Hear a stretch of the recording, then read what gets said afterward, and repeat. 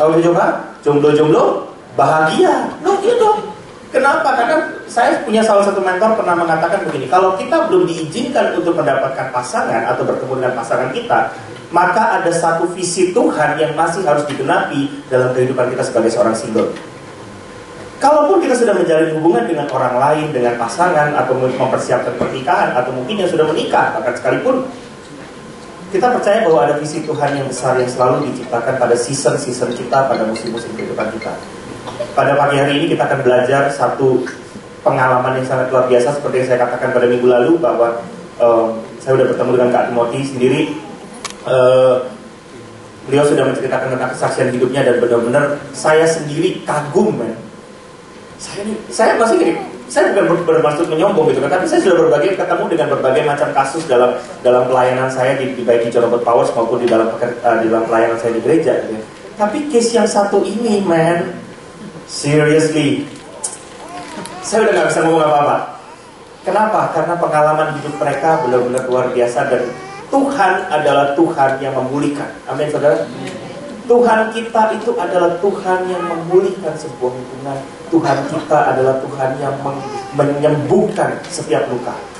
Kalau kita berani mengatakan Dia adalah Jehovah Rafa, kenapa kita tidak buktikan bahwa Dia benar-benar adalah Jehovah Rafa? Kak Timothy, selamat pagi. Kak Carol, selamat pagi. Ya, Kak Tim, kemarin kita udah ngomong-ngomong nih ya, Kak Tim, Kak Carol baru ketemu, salam kenal ya. Kak Tim, sebenarnya bagaimana sih perjalanan hidup Kak Tim di dalam mulai dari mungkin sebelum membangun hubungan dengan Kak Carol, kemudian menikah, dan perjalanan hidupnya itu seperti apa? Mungkin boleh ceritakan sedikit latar belakangnya kepada para jemaat. Iya, sebelum menikah kami berdua aktif melayani di sebuah gereja, bukan di Abalok waktu itu. Dan kami juga terlibat dalam berbagai macam pelayanan, khususnya pelayanan prophetik, worship leader, singer, dan saya juga sudah berkhotbah di beberapa persekutuan doa seperti itu sebelum kita menikah. Oke. Terus bagaimana Kak Tim bisa ketemu Kak Carol nih ceritanya? Dalam satu pelayanan sama? Ya, kita ketemu di gereja. Jadi kita ada dalam sebuah komunitas, ada dalam sebuah vokal group, ensemble, waktu itu usia SMA. Jadi kita ketemu waktu itu, jadi kita udah kenal lama. Dan kita juga 8 tahun menjalin hubungan percintaan. Oh, oke. 8 tahun, men. Saya aja gak selama itu, Kak. 8 tahun. Itu, nah sebelum membangun hubungan sebagai mempersiapkan pranikah ya, sebelum membangun hubungan pranikah, apakah kenal pertemanannya sudah berapa lama, Kak?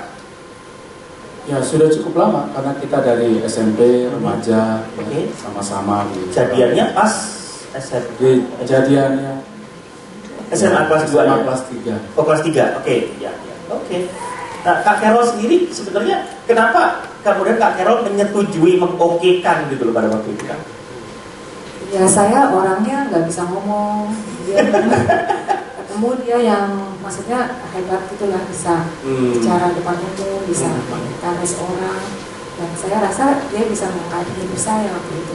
Oke, jadi ketemunya di dalam pelayanan. Terus lalu waktu menjalin hubungan, proses seperti apa yang terjadi dalam kehidupan Kak Carol maupun Kak? Ya, waktu itu karena kita ada di gereja bukan Abalok, dan kebetulan gereja itu juga nggak punya bimbingan pranikah yang cukup baik, ya, hanya sekedar orang yang mau menikah, konseling 4 kali pertemuan. Jadi kami tidak dimentor untuk bagaimana caranya membangun hubungan pranikah yang kudus.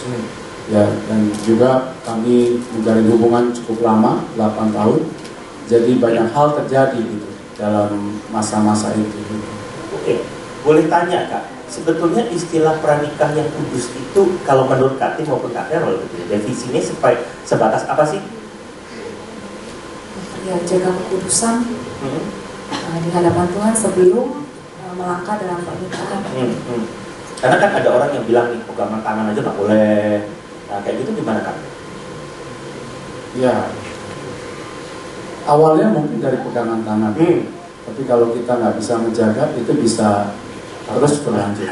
Paling nggak itu yang saya alami. Ya, seperti itu. Berarti bukan masalah tidak bolehnya, tapi apa yang terjadi berikutnya ya Kak ya. apa yang kita takutkan yang bisa terjadi berikutnya. Dan yang penting adalah ada covering dari orang tua dan juga dari pemimpin rohani dari komunitas. Eksklusif kali ya. Oke, tidak eksklusif ya. Eksklusif berdua. Justru kita membaur dalam satu perkumpulan Komunitas ya. Oke. Nah, terus kemudian begini, setelah menikah kan udah tidak ada gini. Berarti kan ketemunya di pelayanan. Banyak orang yang mengatakan ketemunya di gereja aja gitu kan. Nah, tapi kan bukan berarti bahwa kemudian bertemu di gereja, bertemu dalam sebuah pelayanan itu menjadi sebuah tolok ukur semata-mata untuk bahwa hubungan itu bisa langgeng atau tidak, benar kan Kak? Jadi, tapi bagaimana proses dalam pernikahan tersebut Kak? Terjadinya gimana tuh Kak? Ya, memang tidak otomatis kalau kita kenalan di gereja, artinya pernikahannya pasti akan menjadi suatu pernikahan yang hebat begitu ya. Tidak ada konflik, tidak cerai dan lain sebagainya. Paling enggak itu yang kami alami ya. Kami berdua bertumbuh di gereja, melayani sama-sama di gereja, saling kenal di gereja. Ya, tetapi karena ada beberapa hal yang terjadi dalam hidup kami, masa pacaran kami, pranikah kami yang tidak sehat, lalu juga masa lalu saya yang penuh dengan gejolak seperti itu, nah, sehingga menyebabkan akhirnya pernikahan kami juga bermasalah. Oke, bermasalah sampai seperti apa kan? Ya, kami sempat divorce resmi di pengadilan. Sempat divorce resmi ya? Tahun 2002. 2002. Oke. Apa yang terjadi Pak? Kenapa kok bisa akhirnya? Jadi kan mestinya begini nih, kalau udah tahu kebenaran nih Kak, firman Tuhan kan sendiri udah bilang nggak boleh cerai. Tapi kenapa sampai akhirnya Kak Carol maupun Kak Tim memutuskan ya sudah deh kita cerai? Apa yang terjadi Kak? Sebenarnya awalnya dari 2001 awal, Tim mulai jarang pulang gitu ya waktu itu, sering nggak pulang. Dan waktu itu bilangnya dia ketipu orang, gitu. Harus menemani orang yang dia pinjam uangnya, istilahnya. Nah saya dengan polosnya ya, oke, nggak apa-apa gitu, percaya saja sama Tim. Tapi mulai sekitar bulan Oktober 2001 ya, begitu, dia makin jarang pulang. Pulangnya sekitar seminggu cuma 2 kali, dan itu pun sekitar jam 2 pagi baru pulang. Terus berlanjut, setiap saya tanya dia nggak mau cerita, tapi saya rasa ada feeling bahwa ada yang nggak beres gitu. HP di password gitu kan segala macam. Tapi akhirnya saya berdoa, Tuhan tunjukkan apa yang harus terjadi. Satu hari dia tidur dan HP-nya nggak di passwordin. Jadi saya bisa lihat core registernya ada 2 nama saya dan nama seorang wanita gitu lah. Dan kemudian saya minta tolong cici saya untuk telepon ini yang istilahnya seperti berada jadi tukang kredit card gitu, nawarin kredit card. Tapi wanita itu bilang, jangan saya, telepon aja ke nomor ini suami saya. Nomornya nomor Tim, namanya nama Tim. Itu saya dengar kabar itu di kantor, itu kesemutan dari ujung kepala sampai ujung kaki gitu. Tapi saya berusaha untuk tetap telepon dia. Bahkan saya bilang, Tim, saya ayo ketemulah, kita beresin. Tapi waktu itu dia tetap memilih wanita itu. Sampai terus waktu berlanjut, akhirnya di Juni 2002 Tim mau balik gitu loh. Saya senangnya minta ampun karena saya pikir doa saya sudah dijawab. Tapi ternyata belum. Jadi selama Juni 2002 sampai Juni 2002 sampai terus Oktober 2002, setiap malam dia pulang jam 2 pagi. Kadang wanita itu udah pulang ke kampungnya. Jadi dia kayak orang jadi setiap hari mabuk jam 2 sampai jam 2 pagi dia pulang. Dan setiap pulang dia mabuk, muntah di ruang tamu, dan saya harus beresin semua muntahnya dan saya harus tarik dia ke kamar. Maksudnya supaya pas anak saya bangun, anak saya jangan sampai lihat papinya seperti itu gitu. Dan itu terus berlanjut sampai Oktober ya. Dan saya jam 5 pagi saya udah harus bangun untuk pergi kerja. Lama-kelamaan keluarga besar saya tahu gitu. Saya keep itu selama hampir setahun, sejak 2011. Akhirnya keluarga besar tahu, di 2001 sampai akhirnya keluarga besar tahu dan memutuskan dari 2 pilihan. Carol, kamu pilih Tim, keluarga besar sama sekali nggak mau tahu lagi, atau kamu pilih divorce, kita akan take care kamu gitu loh. Dan waktu itu saya sama sekali nggak punya iman untuk bisa memilih dia. Jadi saya pilih divorce. dan adik saya semua urus ke pengadilan, dan Januari 2003 surat cerai itu keluar. Jadi sempat divorce ya, bener-bener. Boleh tanya Kak, apakah masih kan mabuk itu bukan terjadi pasti dalam semalam ya Kak ya? Apakah sebelum menjalin hubungan dengan Kak Carol, Kak Tim sudah sempat minum-minum atau gimana? Ya, kalau minum pertama kali itu satu SMA ya. Tetapi sebetulnya bukan minumnya yang bermasalah, tetapi saya masuk dalam sebuah pernikahan itu dengan kondisi memang yang tidak kudus dan tidak terbuka keadaan diri saya dengan pasangan saya, dengan gembala sidang yang memberkati saya, dengan keluarga besar dan sebagainya. Jadi sejak tahun 92 itu saya terikat dengan dosa perzinahan, dan tidak ada satu orang pun yang tahu bahwa saya memang suka pergi ke tempat pelacuran, main wanita dan lain sebagainya. Nah, itu sudah pelayanan juga, dan itu juga dalam masa-masa saya menjalin hubungan pacaran dengan Carol.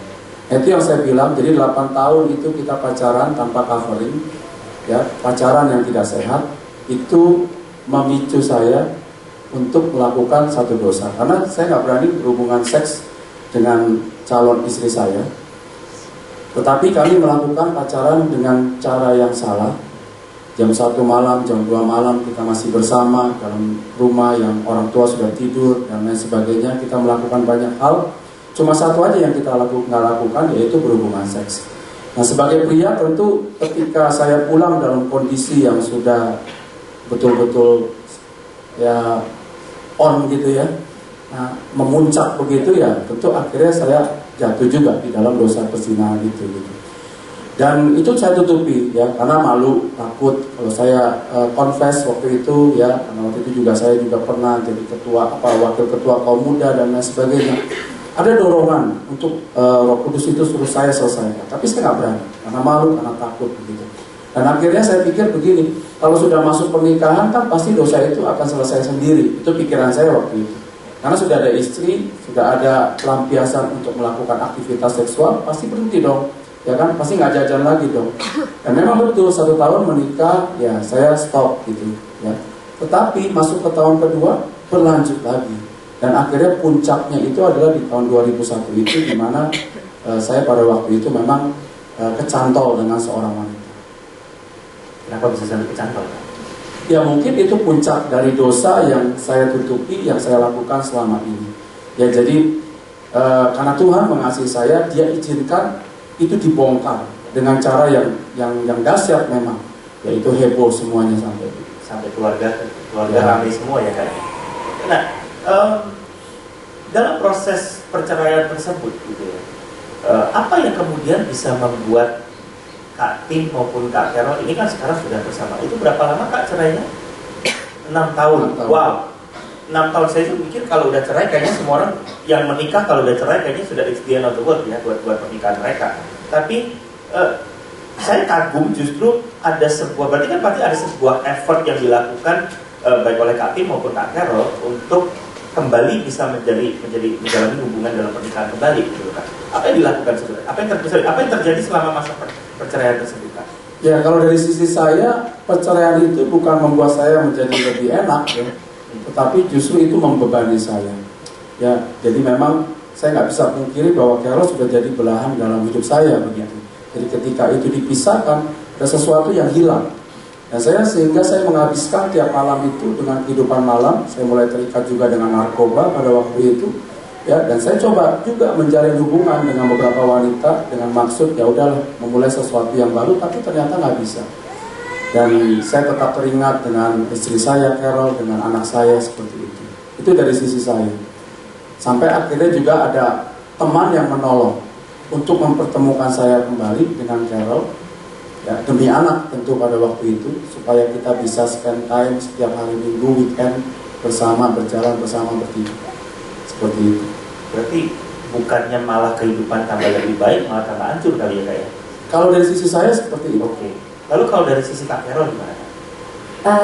Waktu adik saya mau urus surat cerai, pertemuan keluarga besar, saya bilang, bisa nggak ini surat cerai suatu waktu kita balik lagi? Kamu nggak usah urusin itulah, kata adikku. Pokoknya ini udah final. udah nggak usah urus. Tapi di hati kecil saya tahu perceraian ini Tuhan nggak berkenan gitu. Secara manusia, dengan berpisahnya saya dengan tim, saya bebas. Saya bebas dari setiap perkataan dia, dari setiap tindakan dia yang menyakitkan. Ketakutan saya setiap malam. Saya pernah bawa anak saya kabur jam 3 pagi. Anak saya tidur, saya gendong, saya lari ke rumah tante saya karena saya takut. Setiap kali dia pulang dalam keadaan mabuk, dia lakukan banyak hal yang mengerikan buat saya. Secara manusia itu saya harus bebas dari rasa itu.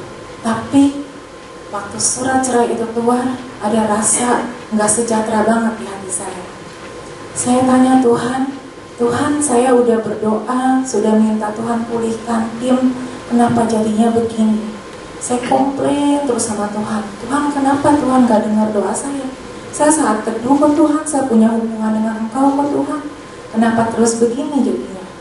Saya terus komplain sampai satu pagi Tuhan bilang, kenapa sih kamu selalu minta kamu yang berubah? Kenapa meminta tim yang berubah?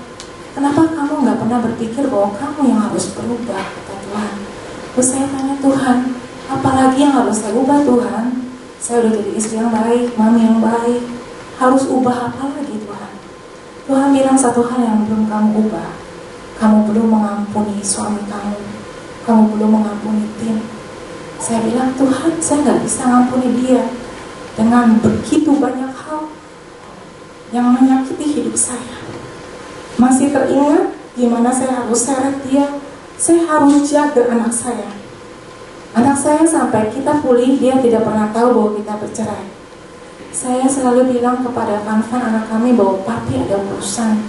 Suatu hari pasti papi balik gitu. Saya selalu ngomongin gitu karena saya gak pernah mau jelekan papinya di depan anak saya. Sampai Tuhan bilang kamu harus ampuni. Saya bilang gak bisa Tuhan. Sampai Tuhan bilang kalau kamu gak mau ngampuni Carol, Bapamu di surga gak bisa ngampuni kamu. Saya tetap bilang gak bisa Tuhan. Tapi Tuhan, kita Tuhan yang luar biasa, Tuhan yang baik. Setiap pagi dalam saat itu saya Tuhan terus bicara untuk ampuni. Saya bilang tetap gak bisa. Sampai suatu pagi Tuhan kasih satu penglihatan buat saya. Di situ ada kayu salib dan ada satu pribadi yang terpantek di sana. Saya tanya, itu apa Tuhan? Setiap kali saya cerita ini saudara ada hati saya meluap dengan ucapan syukur buat kasih Tuhan. Saya tanya, itu apa Tuhan?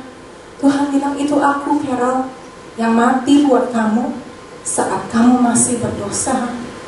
Aku gak minta kamu mati untuk bisa ngampunin tim, tapi aku mati buat kamu saat kamu masih berdosa. Tuhan mati buat kita saat kita masih berdosa. Tuhan tidak minta kita berubah dulu baru dia mau mati buat kita, tapi dia mati buat kita di kayu salib pada saat kita masih berdosa. Saat lihat penglihatan itu hati saya hancur luar biasa. Saya bilang, oke Tuhan, saya mau ampuni dia karena dosa saya nggak lebih kecil dari dia. Engkau mati buat aku di kayu salib buat saya. Saat saya ambil keputusan untuk ampuni tim, ada damai sejahtera yang luar biasa. Tahukah saudara, kalau kita nggak bisa mengampuni orang, sesungguhnya kita mengikatkan orang itu di dalam tubuh kita, di punggung kita. Kemana-mana kita pergi, kita bawa orang itu. Tapi pengampunan memutuskan tali yang mengikat kita dengan orang itu. Saya terlampau percaya ada kuasa dalam setiap pengampunan yang kita berikan. Saya terlampau percaya dengan kasih tanpa syarat. Kasih tanpa syarat yang Tuhan berikan di kayu salib mengubahkan saya. Kasih tanpa syarat dalam hidup yang saya berikan buat tim bisa mengubahkan tim. Dan 3 kekuatan cinta. Kekuatan cinta yang pertama, bahwa cinta itu mengubahkan saya. Cinta itu mengubahkan Petrus. Saat Petrus makin mengasihi Tuhan, dia makin mengasihi Tuhan. Dari sebelumnya dia orang yang pengecut, yang semena-mena, sembarangan. Cinta kasih dari Tuhan mengubahkan Petrus menjadi seorang yang pemberani. Bahkan dia mati terbalik. Kekuatan cinta yang kedua, cinta kita mengubahkan orang lain, mengubahkan pasangan kita. Kasih tanpa syarat yang saya coba berikan buat tim, mengubahkan tim. Bagian kita adalah urusan kita dengan Tuhan, adalah perubahan diri kita dulu. Perubahan orang lain adalah urusannya Tuhan. Dan itu yang Tuhan kerjakan dalam hidup tim. Saya belajar untuk tidak menuntut. Waktu itu ada mentor kami yang mempertemukan kami. Saya cuma mau kasih fun-fun anak kami bahwa papinya ini ada gitu loh. Papi memang benar kerja. Jadi setiap minggu saya datang ke Bintaro, ke tempat kos-kosan tim, tempat kerja saya, dan bawa anak saya untuk anak saya bermain dengan tim. Sama sekali nggak ada kepikiran untuk kita bersatu lagi. Waktu itu cuma untuk bisa mempertemukan anak dengan tim. Waktu itu saya masih setiap kali bertemu saya banyak sekali tuntutan sama dia. Dia masih ngerokok, jangan ngerokok tim. Aku bengek kalau udah ada rokok. Saya begitu banyak tuntutan dan saya selalu tanya gimana urusan dengan wanita itu, udah beres belum, segala macam lah istilahnya. Dan setiap kali selesai pertemuan kita konflik itu. Tapi dalam setiap saat teduh yang saya lakukan, ada satu lagi hal yang Tuhan lakukan dalam hidup saya. Tuhan ingatkan tentang covenant, bahwa dalam pernikahan covenant yang berjanji itu bukan hanya saya dan tim, tapi ada Tuhan yang berjanji di sana. Kalau satu pasangan kita tidak setia dengan covenant, masih ada Tuhan yang setia dengan covenant. Tuhan bilang, mau gak Carol kamu bela pernikahanmu bersama dengan Tuhan? Saya bilang, aduh Tuhan, saya udah gak mau pikirin dia. Saya cuma mau hidup bekerja, membesarkan anak, dan saya tidak mau bersatu lagi dengan dia. Tapi Tuhan bilang, mari bela pernikahanmu bersama dengan aku. Aku perlu satu pribadi lagi untuk bela pernikahan ini. Kalau dua-duanya udah gak mau bela, siapa yang mau bela? Aku gak bisa bergerak sendiri, kata Tuhan. Tuhan bilang, mari bela pernikahanmu bersama dengan aku. Oke Tuhan, kalau Tuhan itu maunya Tuhan, saya bilang, mari pegang aku Tuhan untuk bela pernikahan ini bersama dengan Tuhan. Tuhan kasih satu ayat pada waktu itu di Sefanya 3 ayat 19-20. Tuhan akan memulihkan yang tertindas, yang pincang. Tuhan akan mengumpulkan yang tercerai-berai.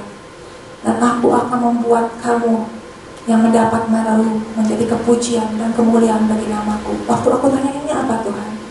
Tuhan bilang, ini janjiku buat kamu. Mana mungkin Tuhan, dia udah gak tahu kemana. Kami udah divorce secara hukum, dia hidup dalam kacau balau. Tapi Tuhan bilang, ini janjiku buat kamu. Aku akan memulihkan pernikahanmu. Mari bela pernikahanmu bersama dengan aku, kata Tuhan. Waktu itu saya gak fokus lagi dengan apa yang dia lakukan. Saya fokus dengan janji Tuhan. Saya gak mau lihat lagi apa dan dengar lagi apa kata orang. Dia makin kacau, terserah. Tapi saya fokus hanya kepada Tuhan.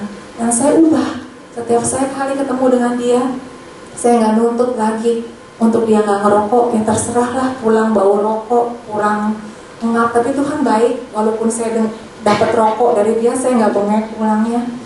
Saya juga nggak nuntut dia. Saya nggak tanyain lagi tentang wanita itu, biarin lah itu urusannya Tuhan. Saya tanya malah, gimana kesehatan kamu udah makan belum, gimana pekerjaan kamu. Dan hasilnya pas kami pulang ada damai sejahtera, nggak konflik. Sementara di pos itu Kak Tim masih menjalin hubungan dengan wanita tersebut atau kan? Ya, dengan wanita yang membuat kita divorce sudah tidak. Tapi ada beberapa wanita lain yang masuk. Jadi Kak Carol bicara tentang covenant gitu kan? Kita sering kali mendengar sebuah konteks bahwa covenant itu unbreakable. Tapi kenyataannya kita justru sebagai manusia kita bisa break the covenant gitu loh. Maksudnya secara manusianya, secara daging kita bisa melakukan sesuatu yang kita menghancurkan covenant itu sendiri. Kayaknya kan sepertinya kontras nih Kak. Kenapa kok bisa itu terjadi sih Kak sebenarnya? Kenapa kok covenant itu bisa sampai kita sendiri itu kita melanggar covenant itu loh Kak? Ya memang penyebabnya banyak ya. Jadi saya melihat paling tidak ada 6 hal yang bisa merusak covenant. Yang pertama itu kalau kita masuk dalam pernikahan masih menyimpan keterikatan dosa masa lalu yang kita tidak terbuka selesaikan di hadapan Tuhan, di hadapan pasangan kita. Itu yang saya lakukan. Saya menutup diri, saya tidak bertobat benar-benar. Dulu saya pikir begini, saya pun sudah bertobat. Saya sudah ngaku setiap kali ada pendeta atau call ya untuk menantang untuk hidup kudus, saya pasti ambil keputusan dalam hati. Tapi kalau saya nggak perlu angkat tangan maju ke depan gitu, ya kan itu kan mempermalukan diri saya. Cukup dong, Tuhan tahulah hati saya. Betul, memang betul ketika kita mengaku dosa kita, Dia Allah yang setia, Dia akan mengampuni kita.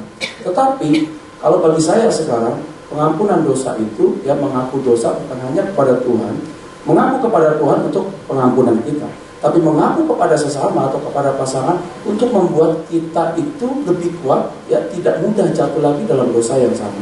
Nah itu yang saya nggak lakukan. Jadi keterikatan bisa membuat kita itu covenant pernikahan kita rusak. Lalu perbedaan-perbedaan yang kita nggak selesaikan dengan baik, kita nggak bisa menerima perbedaan satu dengan yang lain. Nah itu juga bisa membuat covenant menjadi rusak. Problem komunikasi yang nggak dibangun dengan baik, itu juga bisa menjadi penyebab covenant rusak. Malfungsi, di mana suami yang harusnya bekerja tapi dia lebih banyak di rumah, mengurus rumah, istri yang berkarir, itu juga bisa merusak covenant. Tekanan-tekanan hidup, ya, itu juga bisa merusak covenant. Dan problem orang ketiga, itu bisa merusak covenant. Nah, orang ketiga di sini bukan cuma sekedar wanita idaman lain atau pria idaman lain, tapi pekerjaan kita, karir kita, bahkan mungkin pelayanan bisa jadi orang ketiga yang merusak hubungan covenant kita. Jadi covenant itu memang harus kita jaga, begitu. Dan di mata Tuhan, apa yang sudah dipersatukan oleh Tuhan itu tidak bisa dipisahkan oleh manusia. Dan itu yang terjadi dalam kehidupan kami. Manusia bisa mencoba untuk merusak covenant. Keluarga besar Carol bisa memaksa Carol untuk mengambil keputusan divorce dengan kami. Tetapi di mata Tuhan, covenant kami itu sebetulnya tetap utuh. Cuma Tuhan perlu satu orang lagi, pasangan yang ngerti untuk membela covenant itu bersama dengan Tuhan. Dan itu adalah Kak Carol dalam hal ini ya. Nah, 6 tahun nikah, 6 tahun itu kan pasti Kak Carol juga mungkin sudah penuh dengan air mata kali ya selama 6 tahun itu memperjuangkan Kak Tim. Pernah ada desakan-desakan dari keluarga, udah jangan terlalu banyak berharap dan sebagainya. Apakah ada desakan seperti itu? Ya, maksudnya nggak usah dipikirin, kamu punya hidup yang baru. Tapi saya bersyukur punya orang tua yang nggak pernah maksa saya untuk nikah lagi. Mereka udah mengerti bahwa kalau udah bercerai ya kembali ke orang itu atau hidup sendiri gitu kan. Dan saya waktu itu pikir saya mau hidup sendiri waktu awalnya membesarkan Tanpan. Tapi saya bersyukur bahwa Tuhan ajarkan saya, Tuhan berikan janji itu. Setelah saya menerima janji bahwa Tuhan akan pulihkan, janji Tuhan yang setia, janji yang tidak pernah tidak ditepatinya. Saya ajak anak saya yang berusia 4 tahun waktu itu setiap malam berdoa untuk papanya. Saya cuma bilang, Pak, kita berdoa yuk untuk papi supaya papi kerja urusannya cepat selesai. Suatu hari papi bisa cepat pulang. Kita doakan itu. Jadi doa anak saya ya supaya urusan papi cepat selesai. Dan itu yang memang harus diingat juga ya, Tuhan kasih hikmat saya untuk gak menceritakan kejelekan suami ke anak. Saat kembali itu hubungannya jadi enggak tetap baik gitu, tidak ada ganjaran. Tapi rasanya nggak fair juga kalau nanti dia dengar dari orang lain tentang kita. Jadi sekitar 2 tahun yang lalu saat dia hampir lulus SMP, waktu itu kita harus share di depan jemaat Abel Serpong, kita share hidup kita dalam 3 kebaktian waktu itu. Dan tim bawa Fan pergi dan kita doakan dulu tentunya, dan kita cerita semua sama dia. Dan dia bilang dia bisa terima gitu. Cuman dia bilang mami benar-benar pembohong sejati ya. Selama ini mami tutupi. Tapi saya bilang mami gak bohong kan Van. Maksudnya memang ada urusan, bukan kerjaan atau ada urusan. Tapi yang Tuhan yang bereskan semua itu. Lalu selama 6 tahun itu Kak, bagaimana Kak Tim meresponi istilahnya effort dari Kak Carol? Ya, seperti yang saya katakan tadi bahwa ada satu orang teman memang yang membantu proses pemulihan kami. Ya, itu mentor kami, PKS kami, yaitu Bapak Edwin Laskarus. Beberapa orang lama pasti kenal, yang kita sering kenal dengan sebutan Pak Ahau. Nah, setelah kita divorce, memang dia rutin untuk kunjungi saya setiap minggu, ya, ke Bintaro seperti itu. Dan setelah kami dipertemukan kembali, ya, dia mulai menjauh.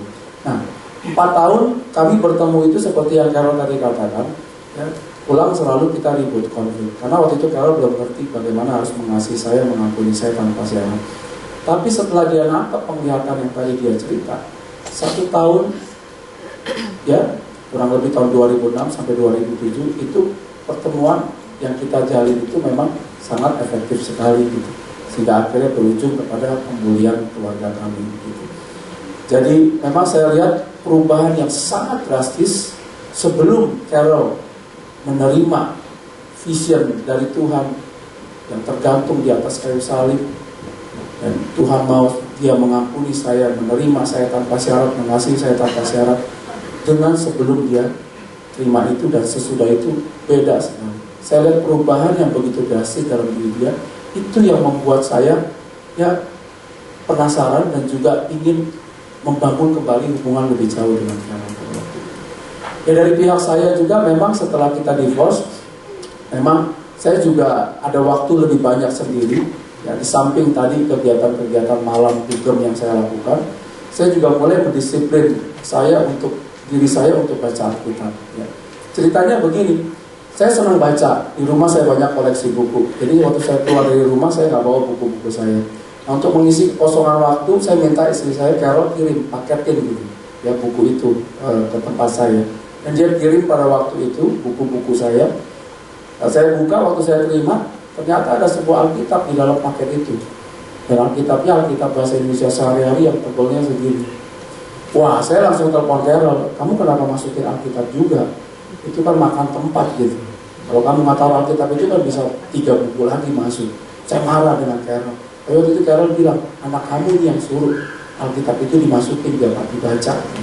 Saya dengar anak saya yang suruh, saya nggak jadi marah lagi. Nah begitu semua buku saya udah habis baca, ya tinggal satu itu buku yang saya belum baca begitu. Mau minta kirim lagi dan nanti aja. Akhirnya saya baca buku itu. Saya baca Alkitab tiap pagi sebelum berangkat kerja saya baca. Saya bacanya sambil ngopi dan merokok pada waktu itu. Alkitabnya masih ada di rumah saya. Kalau dibuka itu bau rokok banget. Nah saya baca aja. Saya baca seperti saya baca buku biasa. Saya baca. Tetapi saya percaya ya pelan-pelan Alkitab itu ya merubah hidup saya dari dalam. Saya baca dari Kejadian sampai Wahyu, hal yang gak pernah saya lakukan selama ini. Sebagai orang Kristen baca Alkitab dari Kejadian sampai Wahyu.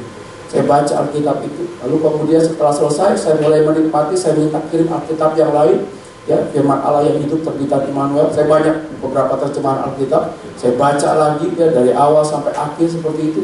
Dan itu membuat saya lama-lama kok jadi jenuh dengan dosa yang saya lakukan. Sehingga akhirnya waktu Carol juga mulai berubah, saya juga mulai ada kejenuhan dalam hati saya, yang saya percaya itu disebabkan oleh firman Tuhan yang saya baca. Akhirnya mulai ketemu, dan itu yang akhirnya membuat pernikahan kita bisa dipulihkan kembali. Ternyata satu buku yang tebelnya bisa 3 buku itu isinya 3.000 buku pun nggak sebanding ya Bro Ayah. Nah, lalu begini, apa yang kemudian membuat Kak Tim maupun Kak Carol memutuskan oke, kita akan kembali kepada hubungan ini. Dan maksudnya mungkin ada Kak Tim sendiri mungkin memutuskan untuk mulai membangun effort kembali. Kan saya ingat kalau tadi Kak Tim sempat bilang bahwa ada terjadi perubahan yang sangat dahsyat dari Kak Carol. Kalau Kak Carol, kalau dari ceritanya kan Kak Carol kayaknya tipe sisi orang baik-baik gitu loh. Kenapa orang baik-baik bisa bahkan sampai mengalami sebuah perubahan dahsyat yang Kak Tim lihat? Apa yang Kak Tim lihat dalam Kak Carol? Ya, jadi peran mentor kami itu sangat penting sekali. Ya, peran mentor kami sangat penting sekali. Dan titik baliknya memang itu waktu saya ikut camp Pria Sejati pada tahun 2007. Nah, tapi kita punya Allah yang luar biasa ya. Ya, kita berdoa minta sesuatu kepada Tuhan, Tuhan berikan yang lebih daripada yang kita minta. Carol waktu itu minta saya cuma untuk bertobat aja. Doa Carol sama Tuhan itu supaya saya bertobat, supaya saya tidak binasa. Awalnya dia pikir dia single parent aja. Tetapi ternyata Tuhan kerjakan lebih. Bukan sekedar saya diubah, kan saya bertobat dalam camp Pria Sejati itu. Tetapi memang dalam proses selanjutnya melalui mentor kami itu, ya akhirnya kami diberikan satu harapan untuk kami bisa mulai kembali pernikahan kami.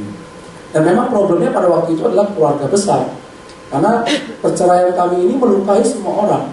Ya, saya ribut besar dengan adiknya pada waktu itu. Ya, nah, jadi secara manusia mungkin sulit kali untuk keluarga besar bisa terima kami. Tapi sekali lagi, kalau hidup kita sudah beres, itu urusan Tuhan yang kerjakan buat keluarga besar. Ya, pertama kita datang ke mamanya sebelum peneguhan pernikahan kembali dilakukan di Abalov Serpong pada tanggal 31 Mei 2008. Ya, saya datang sama Carol, mamanya Carol, dan didampingi oleh mentor kami. Di situ saya minta maaf, ya, dan kita minta izin supaya kita bisa diteguhkan lagi dalam pernikahan. Mamanya Carol kasih, dan keluarga besar yang lain, kakak Carol, adik Carol itu Tuhan beresin satu persatu tepat pada waktu. Sehingga kalau kita sekarang kumpul keluarga besar, seperti seolah-olah nggak pernah ada kejadian divorce atau ribut-ribut yang terjadi pada waktu yang lalu. Kalau keluarga Kak Tim sendiri, respon mereka gimana? Keluarga saya itu waktu kami divorce, dia ada di pihak Carol. Waktu saya waktu itu mabok, telepon adik saya bilang saya udah mau mati, ini adik saya bilang begini, ya udah mati aja lu. Jadi pada waktu itu memang saya sendirian gitu. Mama saya pun ya menyalahkannya saya. Jadi memang semua waktu itu ya ada di pihak Carol. Jadi proses pemulihan kami bagi keluarga saya gak sulit menerima Carol. Gitu. Tapi untuk Mas Sam, apakah ada ketakutan, sempat ada ketakutan nggak sih dari pihak keluarga besar bahwa ini bisa terjadi lagi dan sebagainya? Pasti ya. Mami, ada jaminan Kak Carol bahwa dia tidak akan melakukan seperti itu lagi? Nggak ada jaminan Mami bahwa nanti dia bisa kembali lagi ya seperti itu. Nggak ada jaminan. Tapi yang jaminannya adalah Tuhan akan jaga pernikahan kami. Kalau Tuhan sudah pulihkan, selama kita hidup dekat dengan Tuhan dan bergantung sepenuhnya kepada Tuhan, Tuhan tetap jaga. Saya cuma mau katakan, saya bukan orang yang luar biasa. Saya bukan orang yang bisa apa-apa. Tapi yang memampukan saya, itu Tuhan. Saya bisa memberikan kasih tanpa syarat setelah saya menerima terlebih dahulu kasih tanpa syarat daripada Tuhan. Dan kasih itu yang meluap-luap luber dalam hati saya. Itu yang memampukan saya untuk bisa mengasihi Tim lagi. Apakah selama 6 tahun setelah kami bersatu kembali gak pernah ada konflik? Pasti ada konflik. Pasti pernah ada konflik.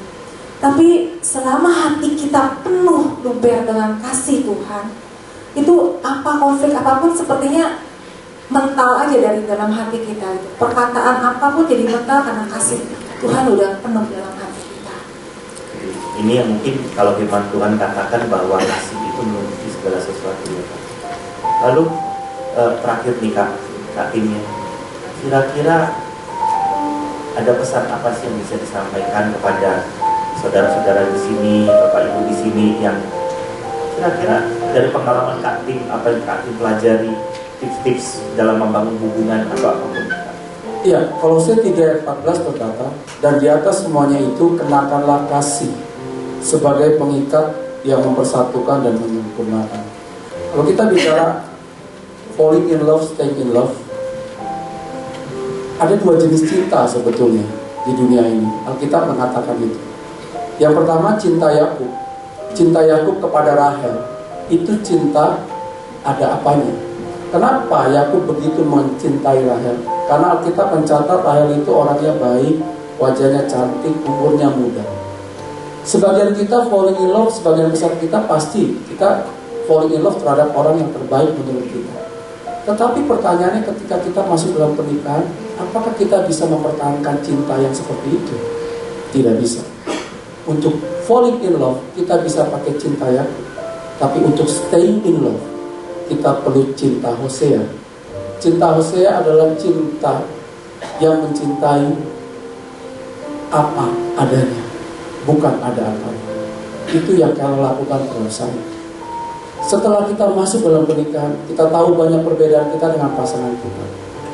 Pasangan kita menyakiti kita, melukai hati kita. Masihkah kita bisa mencintai pasangan kita? Kalau kita menggunakan cinta Yakub, tidak bisa. Kita perlu cinta Hosea. Dan cinta Hosea itu hanya bisa dapat kalau kita mengalami itu dari Tuhan terlebih dahulu. Karena di dalam buku Love Dare dikatakan kita nggak bisa memberi apa yang kita nggak punya.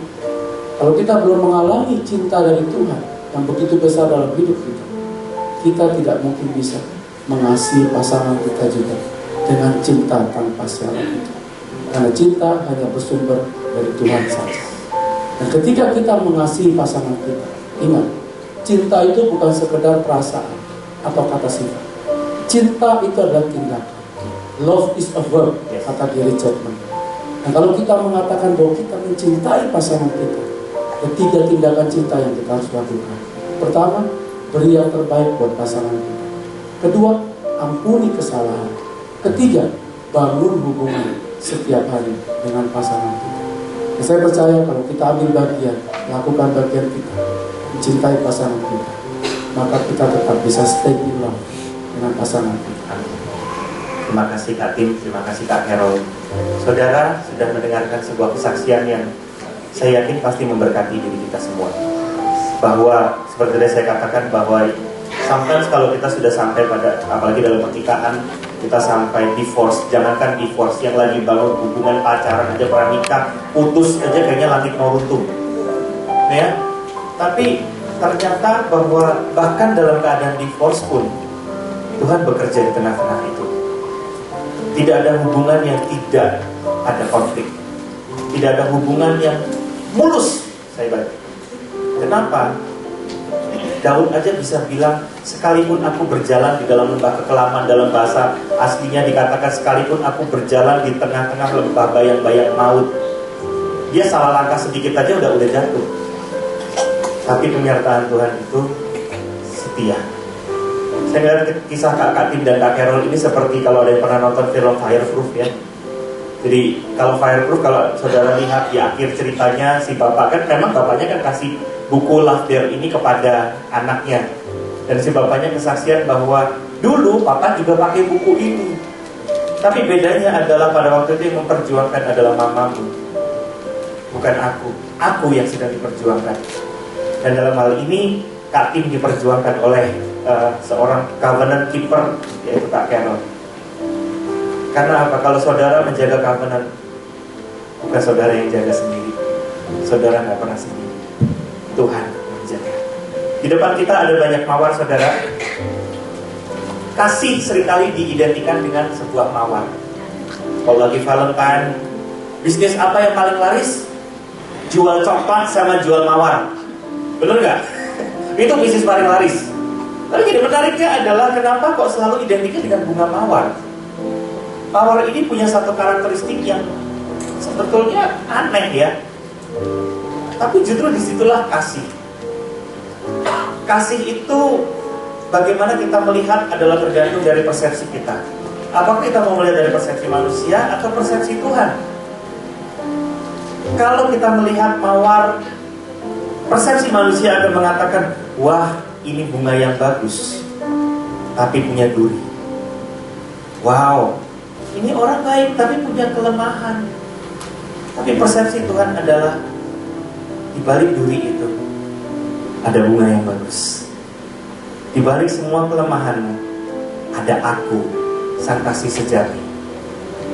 Saudara, buat siapapun saudara yang ingin memberikan sebuah commitment of love, entah kepada pasangan saudara, entah kepada saudara, entah kepada keluarga, saya undang saudara untuk grab satu persatu mawar ini, bagikan kepada orang-orang yang saudara anggap sebagai orang yang paling kasih. Saudara kasih. Hubung istri saya nggak ada di sini, lagi sama anak saya nggak bisa panggil istri saya ke sini. Tapi anyway, ini mawar, saya berani garanti bahwa ini mawar akan saya berikan kepada istri saya nanti. Oke, saudara, buat saudara yang ingin mengambil mawar, you're welcome. Yuk, tim musik bisa maju. Thank you Kak Tim, thank you Kak Carol. Silakan ambil, berikan kepada orang-orang yang saudara kasih. Entah itu orang tua, entah itu saudara, entah itu kakak adik, pasangan saudara. Mungkin juga teman saudara, teman bisi saudara, yang saudara rasa sudah sangat memberkati saudara, dan saudara mengasihi dia dengan sepenuh hati. Let's make a commitment of love, melihat dari persepsi Tuhan.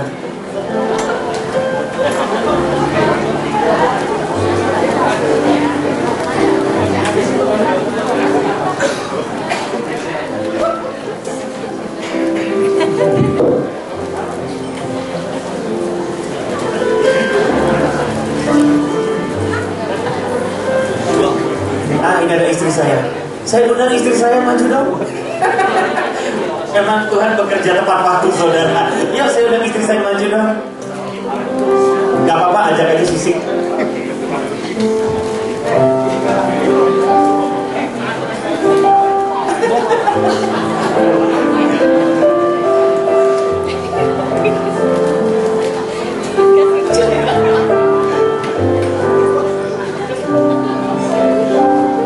For the record, saya nggak pernah bilang bahwa saya bakal kasih ini ke dia tadinya, bahwa dia bakal saya panggil ke depan, saya nggak pernah bilang.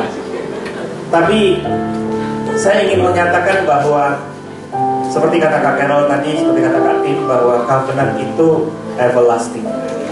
Saya bukan berarti bahwa saya memberikan ini, bukan berarti bahwa saya tanpa kelemahan. Saya adalah pribadi yang justru penuh dengan kelemahan. Tapi karena Kristus, saya bisa berkata saya kuat. Amin. This flower is for you, my darling. Ya. Oh ya, di belum. Saya bukan orang romantis, saudara, bener. Saya pernah ditanya sama orang, "Are you a romantic person?" Saya katakan, no, I don't like being romantic. Bahkan saya tidak mau diidentikan dengan sebuah kata romantis tadinya. Tapi saya tahu satu hal, bahwa romantisme itu bukan datang dari manusia sebenarnya, tapi datang dari Tuhan. Kenapa? Loh, Tuhan itu romantis, man. Kalau saudara baca rayuan-rayuannya di dalam firman-Nya, itu kan kita sering mengatakan bahwa Tuhan itu memberikan sukacita dalam firman-Nya. Tapi pertanyaannya, sadar gak kalau Tuhan itu adalah pribadi yang sangat romantis? Saking romantisnya dia sampai rela mati. Saking romantisnya dia sampai berani disalib demi cintanya kepada kita. Amin, saudara. Saya yakin kita belum pernah sampai namanya cinta itu sampai benar-benar harus sampai mati demi cinta. Tapi Kristus, dia rela, bahkan dia sampai berteriak, Eli, Eli lama sabachthani. Dia rela mengalami yang namanya hubungan terputus dengan Bapa demi dia menanggung dosa kita. Mari saudara semuanya bangkit berdiri.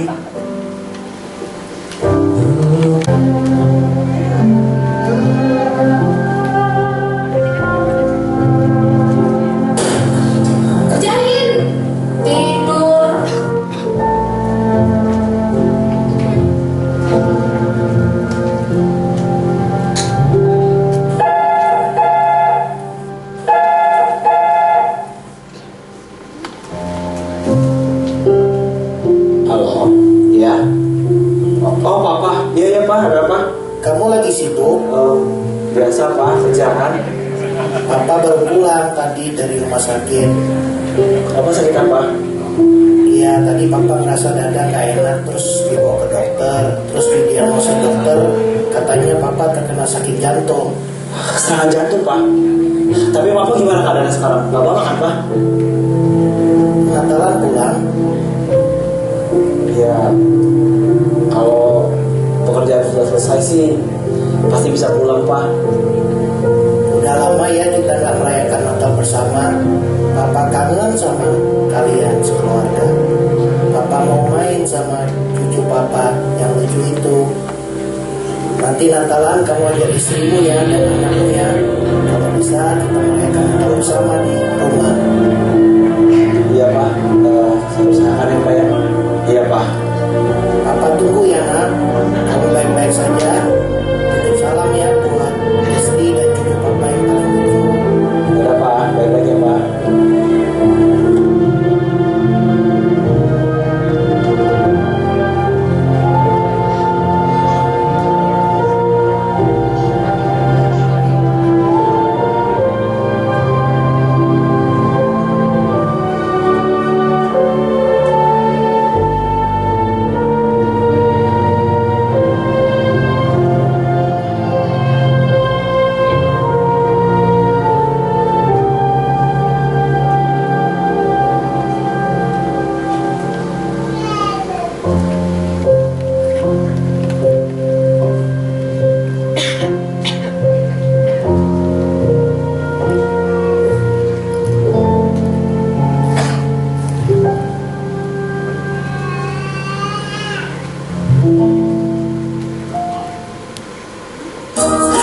Shalom Bapak Ibu Saudara sekalian, bicara soal pengharapan Natal bukan hanya bicara soal materi saja, tapi setiap kita memiliki banyak pengharapan. Mari saya mau mengajak setiap kita untuk menuliskan pengharapan Natal kita di tahun ini di dalam sebuah whiscard yang Bapak Ibu Saudara sekalian bisa dapatkan di setiap ibadah masing-masing. Selain kita menuliskan pengharapan kita di Natal tahun ini, kita juga harus mempersiapkan persembahan yang terbaik dengan kita memberikan melalui amplop Natal seperti ini. Amplop persembahan Natal bisa diperoleh di setiap ibadah masing-masing atau bisa diambil di kantor sekretariat barat. Mari Bapak Ibu Saudara sekalian, saya mengajak setiap kita untuk merayakan Natal bersama Area Barat. Dan berikut adalah jadwal dan lokasi ibadah Natal Area Barat.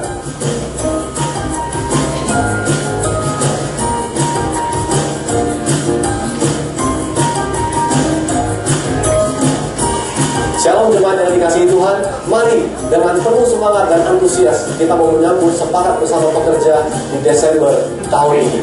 Kenapa kita perlu menyambutnya dengan antusias? Yang pertama, karena sepakat bersama pekerja kali ini akan diadakan untuk seluruh Abelot Ministry secara korporat. Setelah setahun kita mengalami bersama-sama gereja lokal yang otonom dan independen, rasanya ada waktu untuk kita bisa berkumpul bersama-sama, untuk kita bisa saling update satu terhadap yang lain, kita saling mengetahui apa yang menjadi kondisi area masing-masing. Selain itu, hal yang kedua yang harusnya membuat kita antusias adalah kita akan dilayani oleh hamba-hamba Tuhan yang adalah rasul-rasul yang sedang menghadiri acara global collaborative community di Indonesia. Mereka bersedia untuk melayani seluruh pekerja dari jemaat Abelot Ministries. Mereka akan hadir bersama-sama dengan kita. Mereka akan menceritakan kesaksian mereka, di mana mereka menjadi rasul-rasul yang menerobos berbagai sisi dari komunitas-komunitas yang ada di negara mereka. Jadi bagi Bapak, Ibu, dan Saudara yang antusias untuk mengalami terobosan di dalam komunitas ini, hadirilah sepakat bersama pekerja hari Kamis tanggal 4 Desember pukul 7 malam di House of Miracle Abelot. Sampai jumpa di sana. Tuhan memberkati kita. Berikut ini adalah jadwal ibadah raya Abelot Area Barat.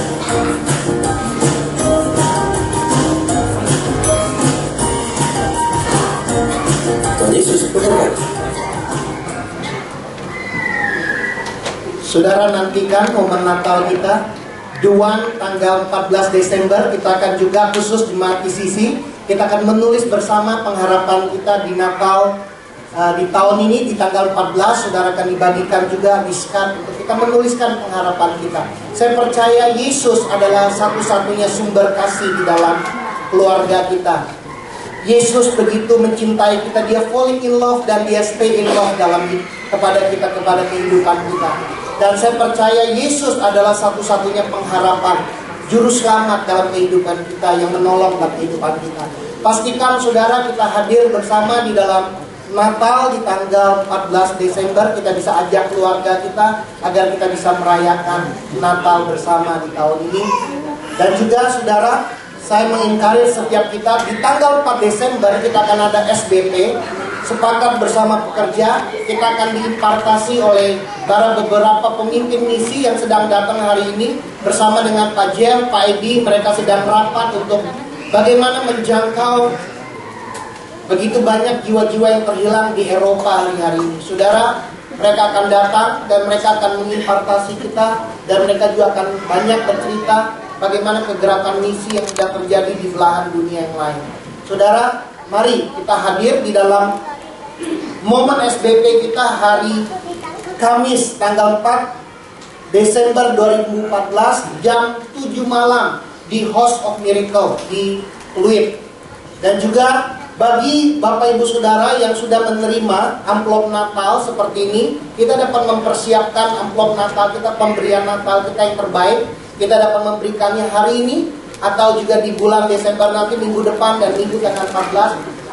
Pemberian Natal yang sudah kita siapkan. Kita rindu karena kita percaya kita bisa memberi karena Tuhan sudah terlebih dahulu memberi yang terbaik buat kita. Saya mengundang setiap kita boleh bangkit berdiri, kita boleh mempersiapkan pemberian kita. Mari kita membaca firman